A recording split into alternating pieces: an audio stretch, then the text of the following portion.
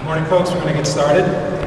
My name is Don Welsh. I'm the president of the Pennsylvania Environmental Council. And with me today are Jack Eubinger, senior vice president of PEC, and John Walliser, vice president of PEC. And I'd like to make a few remarks, and then I'll turn things over to John, who will discuss the specifics of our report in a little more detail.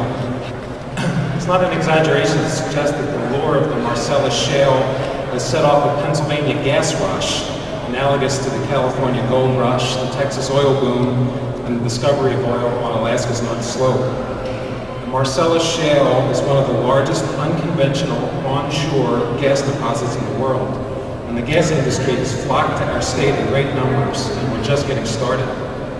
With somewhere between 250 and 500 trillion cubic feet of gas deep beneath our feet, the Marcellus Shale represents a natural gas supply that could meet America's energy needs for the next 50 to 80 years. The promise of this new industry comes at a critical time, a time when bridge fuels to the future are desperately needed, when economic recession has created a state budget in need of new sources of revenue, and when new job creation is precisely what so many of Pennsylvania's cities and towns need, as our state's unemployment rate remains at over 9%.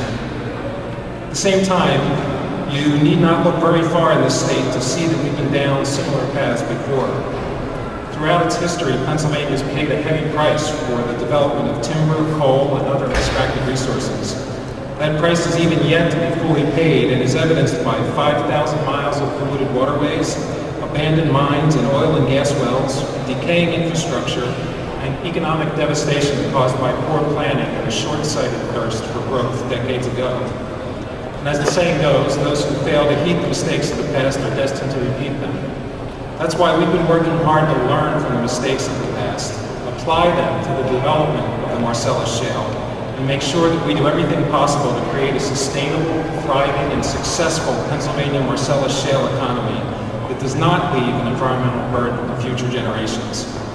We've sought to accomplish this through dialogue, understanding, and consensus. In May, the Pennsylvania Environmental Council, along with Duquesne University, co-sponsored a conference in Pittsburgh to explore the range of issues associated with the safe and effective development of this once-in-a-generation resource. We brought together decision makers and thought leaders from the industry, state government, both here in Pennsylvania as well as from other parts of the country, municipalities, private property owners, academia, and others, to sit together and talk openly about the issues we all face and the concerns we all share. Those of us at PEC did very little talking. Instead, we listened. We took copious notes, and after the conference, we reflected on all that we heard. We compiled our conclusions into a report that is based on both what we heard in May and on our own best thinking. The report we're releasing today includes a list of recommendations based on the proceedings of our conference in May, together with discussions we have subsequently had with members of state and local government, the gas industry, and other environmental organizations. Today we have presented this report to the General Assembly and the Department of Environmental Protection in the hope that it will be a valuable resource in the shaping of policies that govern this industry in the years ahead.